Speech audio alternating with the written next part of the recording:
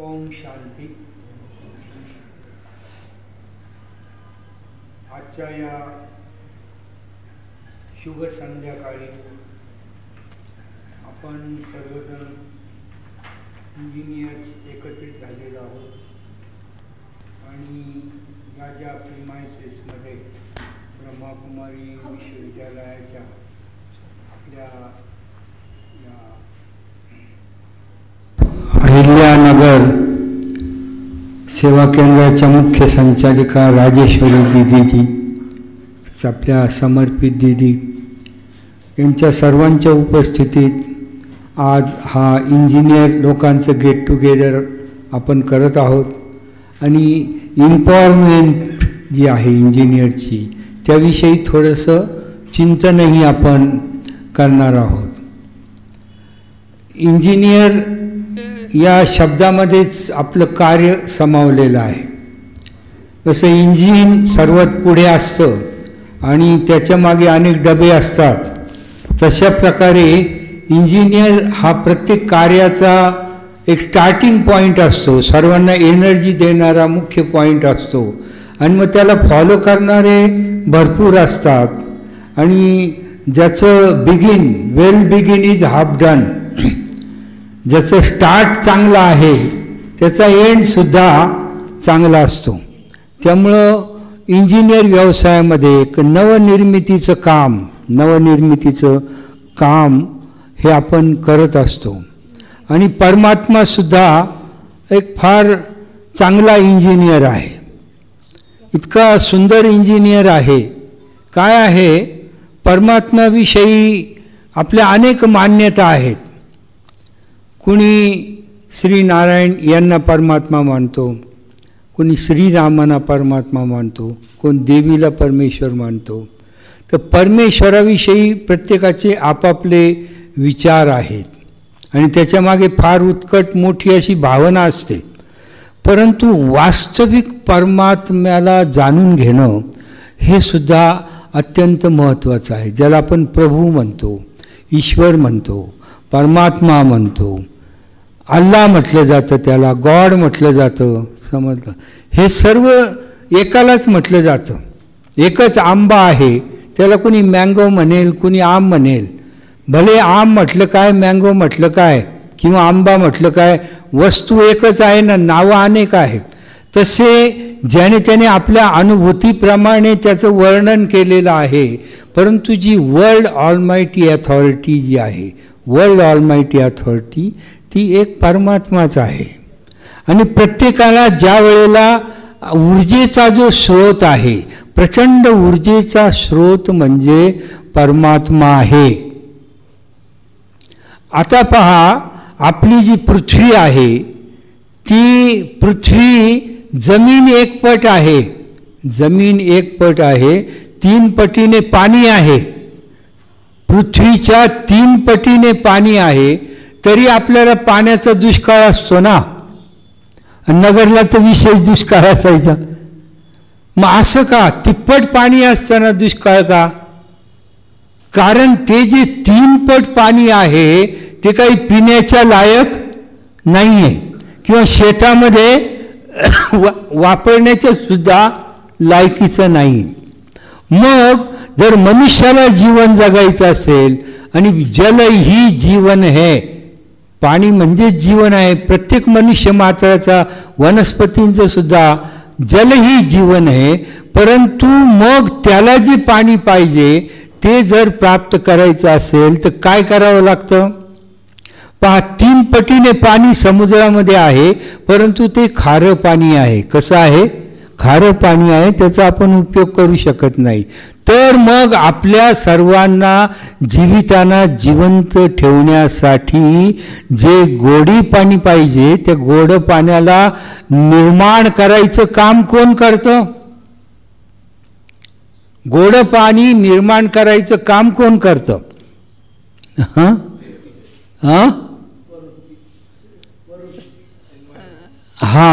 ते कोण करतं पहा, समुद्राच्या खाऱ्या पाण्याला त्याचं रूपांतर गोड पाण्यामध्ये करायचं जे काम करतं तो सूर्य करतो। कोण करतो? सूर्य करतो. सूर्याची किरणं ज्या वेळेला समुद्राच्या पाण्यावर पडतात, समुद्राच्या पाण्यावर ज्या वेळेला पडतात आणि जेव्हा त्याचं बाष्पीभवन होतं आणि त्याचे ढग बनून आकाशात जातात, त्यावेळेला खाऱ्या पाण्याचं रूपांतर कशात होतं? गोड पाण्यात होतं. आणि ते गोड पाण्याचे ढग आकाशामध्ये जातात आणि ते आकाशातून ते गोड पाणी जमिनीवर पडतं, तेव्हा आपल्याला ते गोड पाणी मिळतं. किंवा झाडांनाही गोड पाणी मिळतं आणि झाडांची पण वृद्धी होऊ शकते. तर जशा प्रकारे भले एवढी माणसं आहेत, एवढं विज्ञान आहे, सगळं काही आहे, परंतु खाऱ्या पाण्याचं गोड पाण्यामध्ये रूपांतर करण्याची ताकद ही फक्त सूर्यामध्ये आहे. जशी ही ताकद सूर्यामध्ये आहे, ही ऊर्जा जी आहे ती सूर्यामध्ये आहे, तशा प्रकारे आपल्या मनुष्य जीवनामध्ये दुःख, अशांती, ताण, तणाव, टेन्शन, हे सर्व रोग, हे सर्व शोषून घेऊन त्याचं रूपांतर सुख, शांती, आनंद, प्रेम, पवित्रता, शक्ती याच्यामध्ये ट्रान्सफॉर्मेशन करायची जी ताकद आहे ती परमात्मामध्ये आहे. कोणामध्ये आहे? ती परमात्मामध्ये ताकद आहे. आणि आज भले वैज्ञानिकदृष्ट्या पहा, समाजाला चालविणाऱ्या 3 शक्ती असतात. सर्वसाधारणपणे 3 पॉवर समाजाला चालवत असतात. त्यात पहिली पॉवर कोणती आहे? Power of religion. धर्मशक्ती जी आहे त्या धर्मशक्तीच्या आधारे समाज चाललेला असतो. आपला एक एक सण येतो त्याच्याप्रमाणे समाज चालवत असतो. आणि धर्माने ज्या घालून दिलेल्या प्रथा आहेत त्याच्या आधारे प्रत्येक धर्माची लोक हे आपलं काम करत असतात. धर्मशक्तीचा एवढा मोठा प्रभाव आहे समाजावर की भले तुम्ही धर्माला मानत नसाल, भले तुम्ही धर्माला मानत नाही, तुम्ही सेक्युलर आहात, तुम्ही धर्म वगैरे काही मानत नाही, परंतु तुम्ही गेल्यानंतर जवाहरलाल नेहरू होते, ते सेक्युलर होते, ते धर्म असं काही मानतच नव्हते, ते सेक्युलर ते कशालाच मानत नव्हते. परंतु ते गेल्यानंतर त्यांच्या शरीराचा 10 संस्कार करण्यात आला ना. काय करण्यात आलं? 10 संस्कार करण्यात आला. तशाच प्रकारे फखरुद्दीन अली अहमद भारताचे राष्ट्रपती होते, ते सेक्युलर विचारधारेचे होते, परंतु ते गेल्यानंतर त्यांचा 10 संस्कार नाही झाला, तर त्यांचा दफनविधी झाला. काय झालं? दफनविधी करण्यात आला. म्हणून मनुष्याने भले धर्माला मानलं नाही, परंतु त्याचा समाजाचा, धर्माचा त्याच्या जीवनावर एवढा मोठा प्रभाव असतो की त्याला ज्या समाजात त्यांनी जन्म घेतलाय त्याच्याप्रमाणेच त्याची सगळे विधी होतात. अंत्यविधीसुद्धा त्याचाच होतो. तिथं त्याच्या विचाराला मानलं जात नाही. नागगोरे जे होते ते समाजसुधारक होते. पुण्याचे अत्यंत प्रसिद्ध नागगोरे समाजसुधारक होते आणि ते देव वगैरे ह्या कल्पना त्या मानत नव्हते. नागगोरे सेक्युलर विचारधारेचे होते. तर काय झालं, ते काय देव वगैरे काही मानत नव्हते, तर त्यांना मुलं वगैरे नव्हती, एकच मुलगी होती. ते नागगोरेंना एकच मुलगी होती. तर काय झालं, त्यांनी त्यांच्या मृत्यूपत्रात असं लिहून ठेवलेलं होतं की मी गेल्यानंतर माझी प्रेताची मिरवणूक वगैरे काही काढायचं नाही. समजलं ना? प्रेताची मिरवणूक वगैरे काही काढायचं नाही आणि संस्कार विगार असं काही करायचं नाही म्हटली. तर हॉस्पिटलला द्या आणि तो करेल म्हटले. काय कोणी काही करायचं नाही. आणि मृत्यूपत्रात त्यांनी सगळं तयार करून ठेवलेलं होतं. ती इच्छाही प्रदर्शित केलेली होती. मग ज्या वेळेला त्यांचा मृत्यू आला, आता त्यांचं अंतिम संस्कार करायचा, मुलगी अमेरिकेमध्ये होते, तीपर्यंत थांबावं लागलं एक दिवस. मग ती मुलगी आली तर त्यांनी त्यांच्या मृत्यूपत्रामध्ये त्यांची जी काही प्रॉपर्टी होती, स्थूल सूक्ष्म जी काही संपत्ती प्रॉपर्टी होती, ती सर्व प्रॉपर्टी माझ्या मुलीला मिळो अशा प्रकारे त्यांनी मृत्यूपत्रात लिहून ठेवलेलं होतं. आता त्यांचा अंतिम संस्कार करायला सगळी सामाजिक लोक आलेली होती. त्यांची यात्रा करण्यासाठी पण मोठं सजवण्यात आलं, परंतु त्यांनी सांगितलं की माझी मिरवणूक काढायची नाही मी गेल्यानंतर. मग लोकांनी तर तयारी, आता काय करायचं बुवा याचं. तेवढ्यात ती मुलगी आली आणि ती म्हटली बुवा ती यांनी तर लिहिलं आहे का माझी मिरवणूक काढायची नाही, काय नाही, अंतिम संस्कार मला काही करायचं नाही. तर ती म्हटली नाही, मी सांगते त्याच्याप्रमाणेच यांचा विधी होईल, कारण यांची बॉडी ही सुद्धा माझी संपत्ती आहे. काय आहे त्यांनी काय सांगितलं, माझी सर्व संपत्ती माझ्या मुलीची आहे. तर त्यांची बॉडी ही माझी संपत्ती आहे आणि माझी अशी इच्छा आहे की पुण्यामधून त्यांची मिरवणूक काढून वैकुंठमध्ये त्यांचा अंतिम संस्कार करायचा. शेवटी सर्व लोकांना ते मान्य करावं लागलं आणि ती नागगोऱ्यांची मिरवणूक होऊन ते वैकुंठमध्ये त्यांचा अंतिम संस्कार झाला. जे भले तुम्ही धर्माला मानलं नाही, परंतु त्याचा फार मोठा प्रभाव समाजावर असतो ना. परंतु पूर्वी काय होतं, राजदंडाबरोबर धर्मदंड होता, राजावर धर्माचा अंकुश होता, त्यामुळं राजा वाईट कर्म करू शकत नव्हता. परंतु आता काय झालं, त्या धर्मात पूर्वी फार मोठी ताकद होती, रिलिजनमध्ये पॉवर होती. आज जे धर्मगुरू आहेत, धर्म नेते आहेत, त्याच्यामध्येच धर्माच्या धारणा राहिलेल्या नाही आहेत. त्यामुळे धर्माचा प्रभाव लोकांवर आज फारसा राहिलेला नाही. जे धर्मसत्तासुद्धा आज काम करू शकत नाही. धर्मातल्या अशा नेत्याने जर काही आवाहन केलं तर लोक त्याचं ऐकतील असं कुणी आज राहिलेलं नाही. धर्मसत्ताही काम करू शकत नाही. त्याच्यानंतर समाजाला चालवणारी दुसरी सत्ता म्हणजे राज्यसत्ता आहे, पॉलिटिकल पॉवर. आज पॉलिटिकल पॉवर समाजाला चालवते ना. ज्या वेळेला एखादा पॉलिटिकल पॉवर एखादा GR गव्हर्नमेंटचा निघतो तर त्या GR प्रमाणे सगळ्या लोकांना काम करावं लागतं ना, शासनाप्रमाणे सर्वांना वागावं लागतं. परंतु आज अशी अवस्था आहे की जे राजकीय नेते आहेत तर त्या राजकीय नेत्यांविषयी लोकांच्या मनात जो आदर प्रेम असायला पाहिजे तो आज आपल्याला पाहायला मिळत नाही. आणि राजकीय नेत्याची त्याची जी काही सर्व शक्ती आहे, त्याची जी सर्व काही ताकद आहे, ती त्याची खुर्ची सांभाळण्यामध्येच त्याची ताकद निघून जाते ना. कारण त्याचं स्थान अस्थिर असतं. आपलं स्थान कधी जाईल याची त्याला काळजी असते. ती खुर्ची सांभाळण्याचंच आज त्याची सर्व ताकद गेलेली आहे. आणि त्याच्यामध्ये चारित्रिक नैतिक बल असं काही राहिलेलं नाही आहे. त्यामुळे राजकीय शक्तीसुद्धा आज काही काम करू शकत नाही. तिसरी शक्ती विज्ञानाची शक्ती असते, पॉवर ऑफ सायन्स. तर आज सायन्स पॉवरने सुद्धा माणसाला अनेक सुख दिलेली आहेत.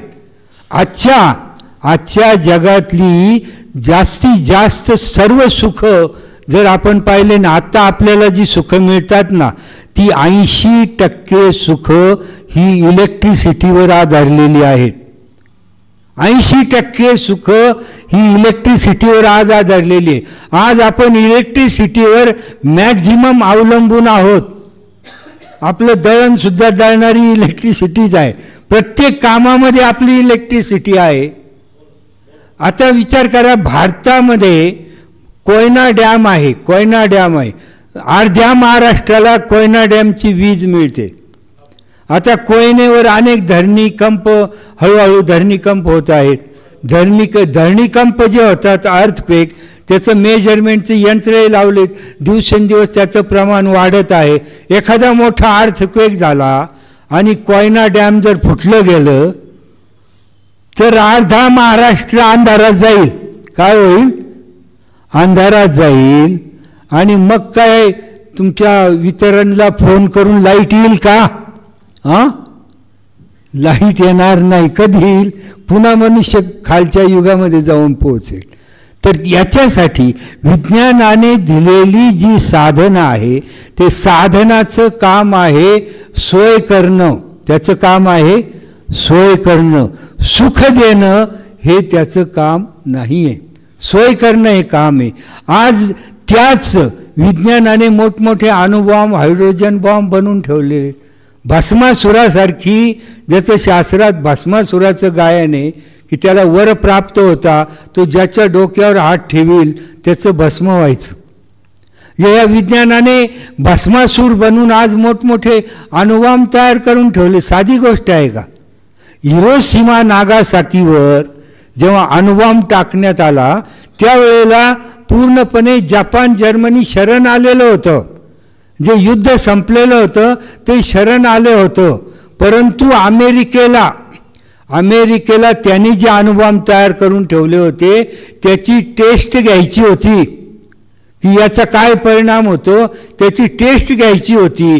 म्हणून त्यांनी त्या हिरोशिमा आणि नागासाकी युद्ध संपल्यानंतर त्या जपानच्या हिरोशिमा नागासाकीवर त्यांनी अणुबॉम्ब टाकले. लाखो लोक काही तासामध्ये जळून भस्म झाली, शहरं बेचिराग झाली, समजलं. आणि ते जे 2 मेगाटन पॉवरचे बॉम्ब होते दुसऱ्या महायुद्धात वापरले गेले, ते आता तिसऱ्या महायुद्धाच्या जवळ आपण आलेलो आहोत, समजा ना, त्याच्या आता जवळ आलेलो आहोत. त्यामुळे आजचे जे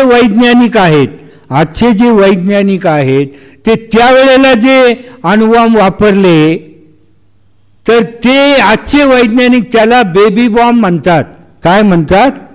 बेबी बॉम्ब. का ते 2 मेगाटन पॉवरचे होते, त्याला बेबी बॉम्ब म्हणतात, कारण यांनी बाबा बॉम्ब बनवलेले, समजलं ना. 2,000 मेगाटन पॉवरचे बॉम्ब बनवले. आणि ते बॉम्बचा जर प्रयोग झाला तर देशच्या देश नकाशावरून गायब होईल, एवढी अण्वस्त्राची शक्ती तयार करून. ज्या विज्ञानाने आपल्याला एवढी सुख दिलेली आहेत त्या विज्ञानाने आपल्या मृत्यूची पण तयारी करून ठेवलेली आहे, परिवर्तनाची तयारी करून ठेवलेली आहे. मग जगाच्या परिवर्तनाची एवढी मोठी जर तयारी होत असेल, विनाशाची तयारी जर होत असेल, तर काय परमात्मा झोपलेला असेल का? जाना, ईश्वर काही त्यावेळेला झोपलेला असेल का? नाही. त्याने गीतेमध्ये वचन दिले, यदा यदा ही धर्मस्य ग्लानिर्भवती भारत. धर्मग्लानीच्या वेळेला तमोप्रधान माणसं झाल्यानंतर त्यांना पुन्हा सतोप्रधान बनवण्यासाठी मी स्वतः या भारतभूमीमध्ये अवतरित होईल आणि मी स्थापनेच्या कार्याला सुरुवात करेन. इंजिनियरचं कामसुद्धा परमात्मा फार बेस्ट करत असतो, समजलं ना. आपण विचार करा, आपण एवढे कोट्यावधी, जगाची लोकसंख्या आज 700 कोटीहून जास्त आहे, 700 कोटीपेक्षा जास्त आहे. एवढी माणसं आहेत. ही परमात्माचं प्रोडक्शन एवढं प्रचंड प्रोडक्शन आहे, परंतु त्याची विशेषता पहा कशी आहे. एकाचाही चेहरा दुसऱ्यासारखा नाही. Variety is the nature of universe. अशी परमात्माचं असं प्रोडक्शन आहे की एक प्रोडक्शन दुसऱ्यासारखं नाही. 2 जर सारखेच असते तर केवढा घोटाळा होईल. चूक एक करील, गुन्हा एक करील आणि सजा दुसऱ्याला खावी लागेल. म्हणून प्रत्येकाचा चेहरा हा दुसऱ्यापेक्षा भिन्न आहे. परमात्माची रचना पहा. प्रत्येक फळ त्याने आपल्याला दिलेलं आहे, प्रत्येक फळ त्याने आपल्याला दिलं आहे, परंतु पॅकिंग काय जबरदस्त आहे. काय आहे? संत्र्याचं पॅकिंग कसं आहे, नारळाचं पॅकिंग कसं आहे, लिंबाचं पॅकिंग कसं आहे. प्रत्येक फळ कसं दिलंय? पॅकिंग करून आपल्याला दिलेलं आहे. नेचर जे आहे त्याचा निर्माता जो परमात्मा आहे तो ऊर्जेचा स्रोत आहे. फार मोठी ताकद परमात्मामध्ये आहे. ज्या वेळेला श्रीरामाला रावणाशी युद्ध करायचं होतं त्यावेळेला त्यांना ऊर्जेची गरज होती, म्हणून त्याने रामेश्वरमला शिव परमात्माची प्रतिमा बनवली आणि आशीर्वाद मागितला की मला या युद्धात विजय प्राप्त करू दे. प्रत्येक ठिकाणी जेव्हा जेव्हा ऊर्जेची गरज निर्माण झाली, छत्रपती शिवाजी महाराजांना जेव्हा मुघली साम्राज्य होतं आणि मुघलांनी अन्याय अत्याचार समाजावर केले, त्यावेळेला हिंदवी स्वराज्याची आवश्यकता होती. आणि म्हणून छत्रपती शिवाजी महाराजांना जिजामातेने लहान असतानाच सुसंस्कार केले होते. रामायण महाभारत त्यांना शिकून सुसंस्कृत केलेलं होतं. आणि पराक्रम काय असतो, निर्मिती काय असते, हे इंजिनिअरिंग जिजामातेने त्या बाल शिवाजीला शिकवलं होतं. आणि त्या बाल शिवाजीला ज्या वेळेला कळालं की मला नवीन राज्य निर्माण करायचा, एक एक इंजिनियर तो रेल्वेची निर्मिती करतो, मेट्रोची निर्मिती करतो, इमारतीची निर्मिती करतो, शहर निर्माण करतो, तसं राज्य निर्माण करायचं ज्ञान ते जिजामातेने बाल शिवाजीला दिलं. आणि लहान असताना 16व्या वर्षीच त्याने 50 मावळे गोळा केले आणि रोहिडेश्वराच्या तिथे जाऊन त्या बाल शिवबाने काय केलं, हिंदवी स्वराज्याचा संकल्प केला. कसा, त्या शिवावर करंगोळी ठेवली, तलवार काढली आणि रक्ताचा अभिषेक त्या शिव परमात्मावर केला आणि संकल्प केला की मला हिंदवी स्वराज्य निर्माण करायचं आहे, त्याच्यासाठी मला शक्ती दे. आणि बरोबर परमात्माने त्यांना ती शक्ती दिली आणि त्यांच्या हातून हिंदवी स्वराज्याची निर्मिती झाली. ज्या ज्या वेळेला ऊर्जेची गरज जगामध्ये प्राप्त झाली त्या त्या वेळेला परमात्माकडेच त्याच्याकडेच माणसाने लक्ष दिले. ज्ञानेश्वर महाराज, संत ज्ञानेश्वर, त्यांनी गीतेचं भाषांतर केलं, भावार्थ दीपिका म्हणून ग्रंथ लिहिला. आपण त्याला ज्ञानेश्वरी म्हणतो, तर ती ज्ञानेश्वरीचा ग्रंथ लिहिला, भारत भ्रमण केलं. आणि त्यांना 21व्या वर्षीच प्रेरणा मिळाली की मी ज्याच्यासाठी आलो माझं कार्य झालं आहे, मला संजीवन समाधी घ्यायची आहे.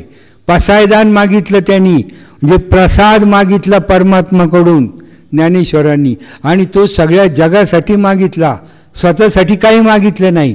आता विश्वात्मके देवे येणे वाघ यज्ञे तोषावे, तोषोनी मज द्यावे पसाय जाण हे. त्याच्यात त्यांनी काय सांगितलं, ज्या खळांची व्यंकटी सांडो. समाजात खलर लोक असतात, प्रत्येक समाजात खल ठरलेले आहेत. एखादा चांगला रस्ता जर बनत असेल ना, चांगला रस्ता बनली, मीटिंग झाली, सगळी करायचं निश्चित झालं, परंतु ज्याच्या शेतातून तो जातोय तो मनुष्य मीटिंगमध्ये नसेल, तो घरी झोपलेला असेल ना, तर मीटिंगमधला खल मनुष्य असेल तो त्याच्या घरी जाईल आणि त्याला म्हणेल काय झोपलास, तुझ्या शेतातून रस्ता जाणार आहे. तो म्हणतो कसं जातो तेच पाहतो. समजलं ना. जे असे खल लोक असतात की ते चांगलं काम होऊनच देत नाही. म्हणून त्या ज्ञानेश्वरांनी सांगितलं काय, जे खळांचे व्यंकटी सांडो, जे त्यांच्या बुद्धीचा जो वाकडेपणा आहे तो नाहीसा हो असं त्यांनी सांगितलं. खल नष्ट होत असं त्यांनी नाही सांगितलं, खल मरून जावा असं म्हटलेलं नाही, तर त्याचा खलपणा जो आहे तो नाहीसा हो. म्हटलं जातं शराबी बुरा नहीं, काय, शराबी बुरा नहीं, बुरी तो शराब है. बुरी कोण आहे, तुम्ही शराब बाजूला करा, त्याच्यासारखं खरं बोलणारं कोणी नाही. समजलं ना. तर म्हणून हे खलपणा नाहीसा झाला पाहिजे हे त्याने मागितलं. दुरितांचे तिमिर जाओ, माणसाच्या जीवनातलं दुःख अंधकार नाहीसा हो असं मागणं ज्ञानेश्वर माऊलींनी मागितलं परमात्माकडे. कोणाकडे मागितलं, आता विश्वात्मके देवे, विश्वाच्या परमात्माकडे त्यांनी ते मागितलं. त्यांना जेव्हा संजीवन समाधी घ्यायची होती, आळंदीमध्ये ज्ञानेश्वर महाराज फिरत होते की कुठे समाधी घ्यावी, कुठे घ्यावी, म्हणून पाहता पाहता त्या अनेक झाडांमध्ये, इंद्रायणीच्याकडे त्या झाडांमध्ये त्यांना एक कळस दिसला मंदिराचा. ती ज्ञानेश्वर माऊली त्या कळसाच्या जवळ गेली आणि तिथे जाऊन त्याने पाहिलं तर ते शिवाचं, सिद्धेश्वराचं मंदिर होतं.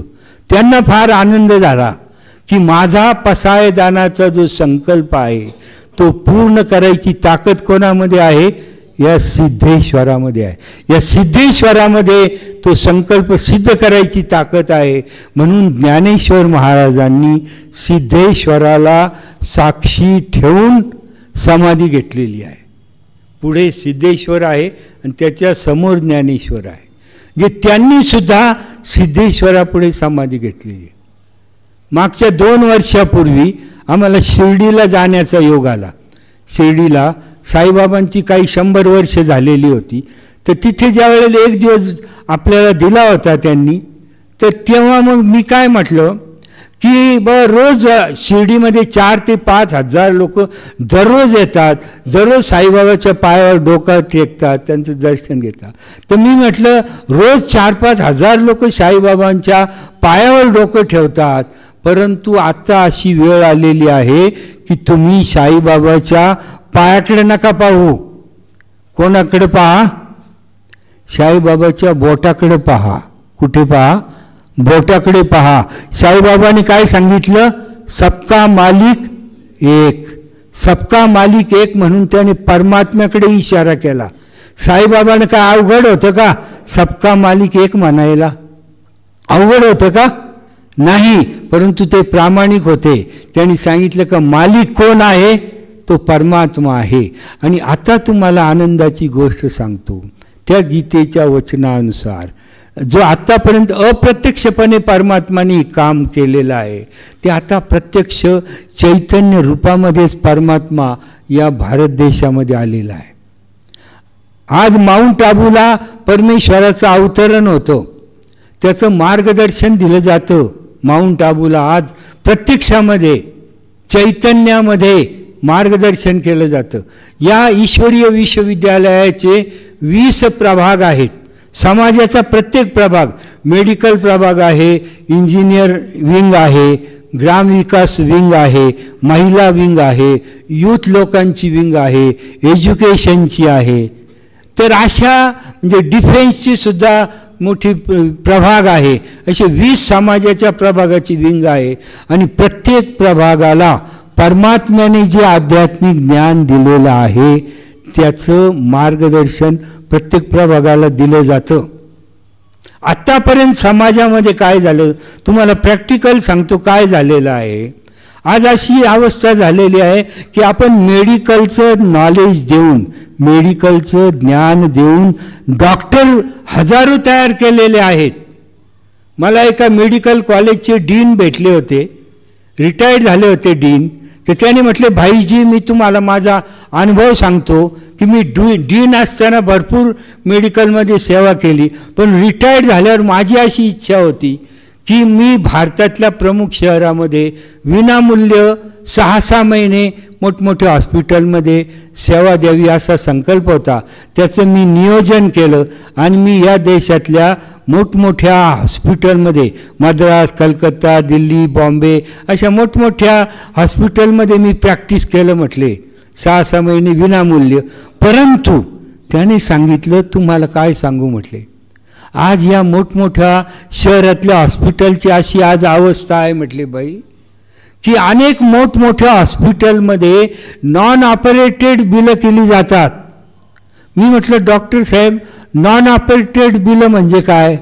तर ते म्हटले की खेड्यामधून एखादा पेशंट ज्या वेळेला शहरातल्या मोठ्या हॉस्पिटलमध्ये येतो, कित्येक वेळेला छोटीशी मेडिकल ट्रीटमेंट देऊन काही औषधाच्या द्वारे त्याचा रोग बरा होऊ शकतो, परंतु तो खेड्यातून आलेला आहे म्हणून मोठ्या हॉस्पिटलमध्ये त्याचं ऑपरेशन मॅनेज केलं जातं म्हटले. पॅथॉलॉजीकडनं ते रिपोर्ट मागवले जातात, सगळे रिपोर्ट कलेक्ट केले जातात. मग फिजिशियन म्हणतो की याला ऑपरेशन करणं आवश्यक आहे आणि म्हटले त्या पेशंटला जो औषधाने बरा होऊ शकतो त्याला ऑपरेशन थिएटरमध्ये नेलं जातं. काही काळाने त्याचं स्कॅटर्ड केलं जातं आतला पार्ट आणि नंतर काही तासानंतर परत ते स्टिचिंग केलं जातं, फाडलं जातं.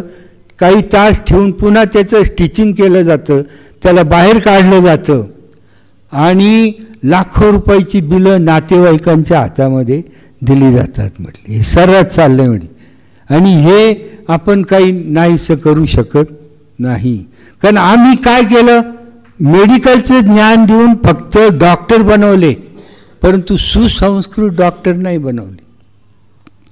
त्याला ते ज्ञान घेत असताना ही काय आपल्या इंजिनियर लोकांची सुद्धा तुम्हाला सांगतो, कुकडी प्रोजेक्ट ज्यावेळी बनवला गेला पुणे जिल्ह्यामध्ये 5-6 डॅम बनवले गेले. समजलं त्याचं सर्व पाणी येडगाव डॅममध्ये आणण्यात आलं. नगरपर्यंत ते पाणी येणार होतं आणि कॅनॉलचं काम झालं. डॅमची कामं चालू होती. वर्ल्ड बँकेची टीम आली आणि त्यांनी कॅनॉलचं काम पाहिलं. ते म्हटले अहो हे असं जर तुम्ही कॅनॉलचं काम केलं तर हे पाणी खालपर्यंत जाणारच नाही म्हटले. मग ते जर खाली तुम्हाला पोहोचवायचं असेल, तिकडे नगर जिल्ह्यात तिथे जर इरिगेशन करायचं असेल तर त्याला प्लास्टरिंग करणं आवश्यक आहे. त्याला प्लास्टरिंग करायला पाहिजे आणि त्याच्यासाठी करोडो रुपये दिले आणि प्लास्टरिंगची टेंडर निघाली, कामं प्लास्टरिंगची झाली. आणि ज्यावेळी पहिलं आवर्तन त्या येडगाव डॅममधून सोडण्यात आलं ना, आणि ते काम चालू असताना कॉन्ट्रॅक्टर होते, ज्युनियर इंजिनियरची visit, deputy engineer, superintending engineer, महिन्यातून एकदा चीफ इंजिनियरची व्हिजिट असायची. या सगळ्या व्हिजिट होत्या. आणि हे काम झाल्यानंतर जेव्हा पहिलं आवर्तन सोडलं डॅममधून तर ते काय झालं, ते जे पाणी असं स्पीडने वाहत गेलं तर पाण्याबरोबर सगळं सिमेंट वाहून गेलं आणि वाळूचे ढीग त्या कॅनॉलमध्ये पडत राहिले. वाळूचे मोठमोठे ढीग राहिले. का राहिले? का इंजिनियरला नॉलेज नव्हतं का? होतं ना. परंतु तुम्ही इंजिनिअरिंगचं टेक्निकल नॉलेज देऊन फक्त इंजिनियर तयार केले. चारित्र्य संपन्न इंजिनियर बनवणं आज गरजेचं आहे. चारित्र्य संपन्न डॉक्टर बनवणं आज गरजेचं आहे. चारित्र्य संपन्न राजनेता असणं आज गरजेचं आहे. आणि म्हणून परमात्माने प्रत्येकाला नैतिक आणि चारित्र्याचं शिक्षणसुद्धा सुरुवातीपासून देण्याची गरज आहे. आणि प्रत्येक प्रभागाच्या आमच्या कॉन्फरन्स असतात माउंट आबूला, आणि त्याच्यामध्ये प्रत्येकाला हे अध्यात्माची कशी अवस्था आहे आपल्या जीवनामध्ये हे पहा. आपल्याला जर काही शारीरिक प्रॉब्लेम असेल, काही शारीरिक प्रॉब्लेम असेल, शेतकऱ्यांना काही शारीरिक प्रॉब्लेम असेल तर अनेक दवाखाने आहेत, मोठमोठे हॉस्पिटल आहे, आपण उपाय करू शकतो. परंतु एखाद्याला काही मानसिक प्रॉब्लेम असेल, मोठा ताणतणाव आणि टेन्शन जर माणसाला निर्माण झालेलं असेल तर त्याच्यासाठी दवाखाने आहेत का? नगरमध्ये एखाद्याला व्यवसायात मोठा लॉस झाला, फार मोठं ताणतणाव टेन्शन आलं तर ते दूर करायला हॉस्पिटल आहे का? तुम्हाला ताप आला तर दूर करायला हॉस्पिटल आहे, इंजेक्शन आहे, ट्रीटमेंट आहे. एखाद्याला फार क्रोध आला, काय फार प्रचंड राग आला तर त्याला थंड करायचं इंजेक्शन आहे का? नाही आहे ना. म्हणून परमात्माने हे विद्यालय या ठिकाणी निर्माण केलं आहे की या ठिकाणी आपण समजून घेतो. प्रत्येक गोष्टीत हे कर्माची फिलॉसॉफी ही आपण समजून घ्यायची असते. याच्याकडे आपलं लक्ष नाही. आपण फक्त देह आणि देहाच्या संबंधामध्येच अडकून पडलेलो आहोत. परंतु या देहाला चालवणारी कोण आहे? आत्मा आहे. या देहाला चालवणारी आत्मा आहे. या आत्म्याकडे आपलं लक्षच नाही आहे. या आत्म्याकडे आपण केव्हा लक्ष देतो? जेव्हा आपण स्मशानभूमीत जातो. त्याचा अंतिम संस्कार झाल्यानंतर मग आपल्याला सूचना दिली जाते काय की त्याच्या आत्म्याला शांती मिळण्यासाठी 3 मिनिट उभे राहा. काय मग आपण 3 मिनिट उभे राहून त्याला शांती देतो. जिवंत होतं तेव्हा आशान केलं आणि आता गेल्यानंतर त्याला शांती द्यायची. तर जिवंत असतानाच त्याला शांती दिली पाहिजे ना. मग जिवंत असताना सुद्धा आपण शांतमय जीवन जगू शकतो, सुखमय जीवन जगू शकतो. अपोजिट सर्कमस्टन्सेसमध्ये सुद्धा आपण आनंदी राहू शकतो. हे ज्ञान ह्या अध्यात्मामध्ये आपल्याला शिकवलं जातं. म्हटलं जातं की परमात्मा ने आकर के मनुष्य को जीने की रीत सिखाई. जीवन कसं जगायचं असतं हे परमात्माने येऊन माणसाला शिकवलेलं आहे. त्याच्यासाठी तुमचं जे प्रोफेशन आहे, तुमचं जे काम आहे तेच तुम्ही करा. ते सोडायची काही आवश्यकता नाही. पगारवाढ झालीच पाहिजे असं काही नाही आहे. बँकेची लोक संप करतात, सगळ्यात जास्त पगार बँकवाल्यांना, आणि त्यांचा संप आहे की आम्हाला पगार वाढून पाहिजे म्हणून.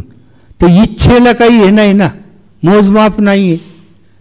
तर जर सुख मिळवायचं असेल तर थोडी इच्छा कमी केल्या ना तर सुख भरपूर मिळतं. आणि इच्छा जर वाढवून ठेवल्या तर सुख काय होतं, कमी कमी होत जात. जे आहे त्या गरजेमध्ये आपण व्यवस्थित जीवन कसं जगावं हे या विद्यालयामध्ये परमात्माने आपल्याला शिकवलेलं आहे. आणि जेव्हा परमात्मा शिकवतो ना त्यावेळेला जगामध्ये सगळ्यांसाठी त्याचं शिक्षण असतं.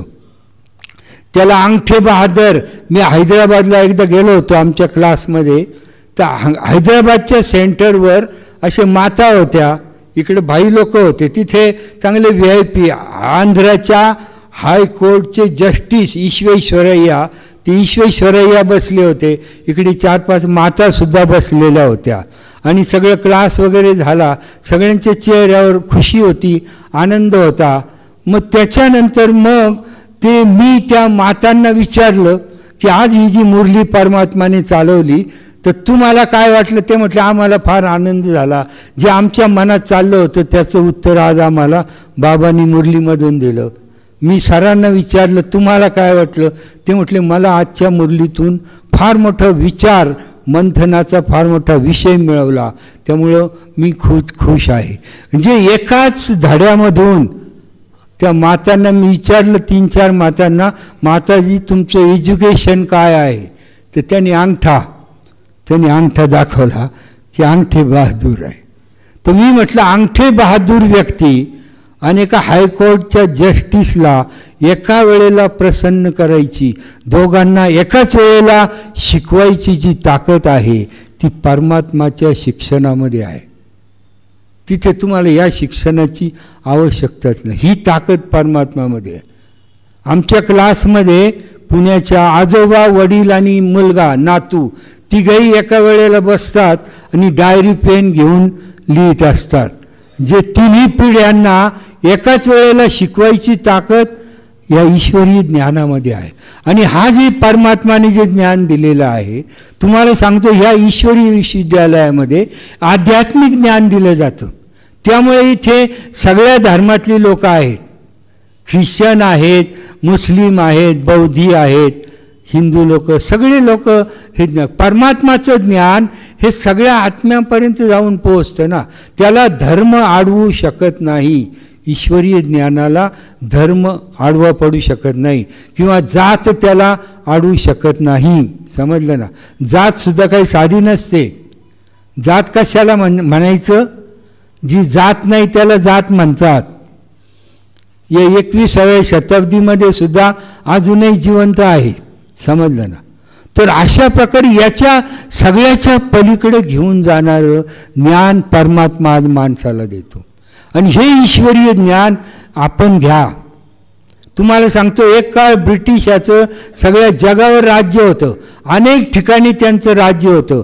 आणि ब्रिटिश अभिमानाने सांगत असत की ब्रिटिशाच्या साम्राज्यावर सूर्य कधीच मावळत नाही.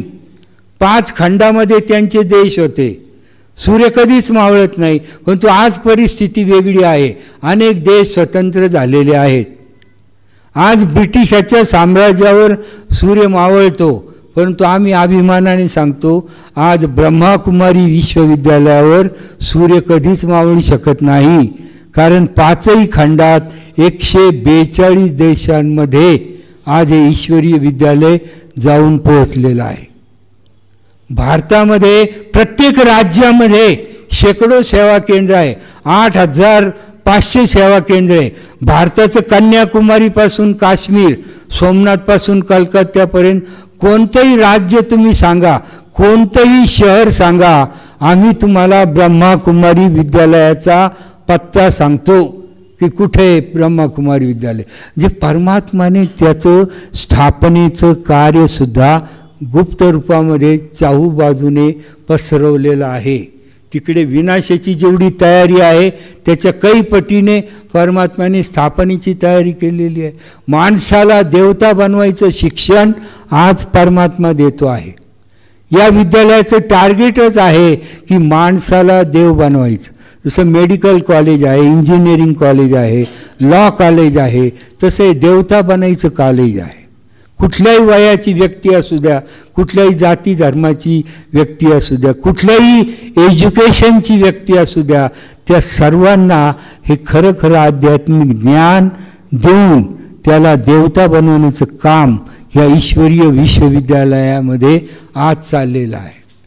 आणि प्रत्येक देशामध्ये याची ब्रँच, युनोमध्ये सुद्धा, युनोच्या शांतता सल्लागार समितीवर एक ब्रह्माकुमारी बहीणसुद्धा त्या ठिकाणी आहे. तिला ब्लॉग दिला आहे युनोने. त्या ठिकाणी विश्वात शांती स्थापन करण्याचं मार्गदर्शन वेळोवेळी त्या बहीणजीसुद्धा करत असतात. जी हे परमात्माने स्त्री शक्तीला पुढं केलेलं आहे. या सर्व विद्यालयाचं तुम्ही पाहाल ना तर सगळ्या बहिणी याच्या इन्चार्ज आहेत, सगळ्या बहिणी. आणि याचं इन्चार्ज व्हायला क्वालिफिकेशन काय लागतं, कोणती डिग्री लागते, तर त्या बहिणीला आपलं तन मन धन सगळं परमात्माला पहिलं द्यावं लागतं, सर्व समर्पण व्हावं लागतं, तेव्हा ती त्या केंद्राची प्रमुख बनते. आमच्या राजेश्वरी बहीणजी या वेल क्वालिफाईड BSc आहेत. त्यांना भरपूर नोकऱ्या मिळाल्या असत्या, झालं असतं, परंतु नाही, त्यांनी आपलं तन मन धन सगळं परमात्माला समर्पित केलं आणि त्या आज या अहिल्यानगरची सेवा करत आहे. तर अशा हजारो बहिणी परमात्माने निर्माण केल्या आणि त्यांच्याद्वारे ते आपण कलश असतो ना, ज्ञानामृताचा कलश, तो देवीच्या डोक्यावर ठेवलेला पाहिला असेल तर या त्या साक्षात देवी आहे. ज्ञान अमृताचा कलश परमात्माने त्यांच्या डोक्यावर दिला आहे आणि जे जे दुःखी अशांत आत्मे आहेत त्यांना ते जल देण्याचं काम, ज्ञान जल देण्याचं काम या बहिणी देतात. तर योगायोगाने आपण सर्वजण आलेले आहात. आपल्या मुख्य संचालिका मीरा सोसायटीच्या आदरणीय राजयोगिनी सुनंदा दीदीजी आपल्यामध्ये उपस्थित होत आहेत. आपण सर्वजण टाळ्या वाजवून दीदींचं स्वागत करूया. तर अशा प्रकारे आपल्या या इंजिनिअरिंग क्षेत्रामध्ये सुद्धा तुम्ही या ईश्वरी ज्ञानाच्या कॉन्टॅक्टमध्ये या. इथे 7 दिवसाचा पाठ्यक्रम आहे. फक्त 1-1 तास 7 दिवस यायचं. 1-1 तास तुम्ही जर 7 दिवस आला तर हा तुमचा पाठ्यक्रम पूर्ण होईल. याच्यामध्ये तुम्हाला मी आत्मा म्हणजे काय याचं नॉलेज दिलं जाईल. वास्तविक प्रभू ईश्वर भगवान हे जे आपण म्हणतो तो नेमका कोण परमात्मा आहे तेही तुम्हाला ज्ञान दिलं जाईल. तुमच्या अनेक जन्माचं ज्ञान दिलं जाईल. कर्माची फिलॉसॉफी जी आहे, कर्माची फिलॉसॉफी तुम्हाला शिकवली जाईल या ठिकाणी. कुणी कुणाचा मुलगा असाच बनत नाही, कुणी कुणाचे वडील असेच बनत नाही, त्याच्या मागे कार्मिक अकाउंट असतात. समजलं? तर या कार्मिक अकाउंटचं आपल्याला काहीच ज्ञान नाही. बाकीचं फिजिकल नॉलेज फार आहे, परंतु कार्मिक अकाउंटचं ज्ञानसुद्धा इथे तुम्हाला दिलं जाईल. आणि ईश्वरीय जी मेन ऊर्जा आहे माणसाला सुख शांती ज्ञान पवित्रता शक्ती देणारी, त्या परमात्माशी तुम्हाला जोडून दिलं जाईल, त्याच्याशी तुमचं कनेक्शन लावून दिलं जाईल. याच्यासाठी तुम्ही 7 दिवस येण्याचा संकल्प आपण सर्वजण करा. बहिणजीशी चर्चा करून तुम्ही त्याची तारीख निश्चित करा आणि हे अनोखं new knowledge for new world, ते नवीन जे परमात्माचं ज्ञान आहे ते तुम्ही घ्या आणि तुमच्या स्वतःच्या जीवनात सुख शांती प्राप्त करून आपल्या कुटुंबाच्या, शहराच्या, देशाच्या आणि जगामध्येही सुख शांतीचे व्हायब्रेशन पसरवाल असा संकल्प करतो आणि थांबतो. ओम शांती. शेवटी फक्त तुम्हाला एक सांगतो की ईश्वराविषयी आध्यात्मिक ज्ञानाचं भरपूर आपण ऐकलेलं असतं, परंतु तुम्हाला ते प्रत्यक्ष पाहण्याची संधी, सुसंस्कृतता काय असते, आध्यात्मिकता काय असते, हे याच देही याच डोळा पाहण्याची संधी तुम्हाला मिळणार आहे. माउंट आबू राजस्थान या ठिकाणी इंजिनियर विंगची कॉन्फरन्स असते. त्यावेळेला भारतातले सगळ्या क्षेत्रातले इंजिनियर त्या कॉन्फरन्सला माउंट आबूला येत असतात. तर आपल्या या अहिल्यानगरचे इंजिनियरसुद्धा तुम्ही पण दीदीशी कॉन्टॅक्ट करून त्या इंजिनिअरिंग कॉन्फरन्सच्या निमित्ताने माउंट आबूला जाऊन या आणि जीवनातला अलभ्य लाभ प्राप्त कराल असा संकल्प करतो आणि थांबतो. ओम शांती. खूप खूप धन्यवाद भाईजी.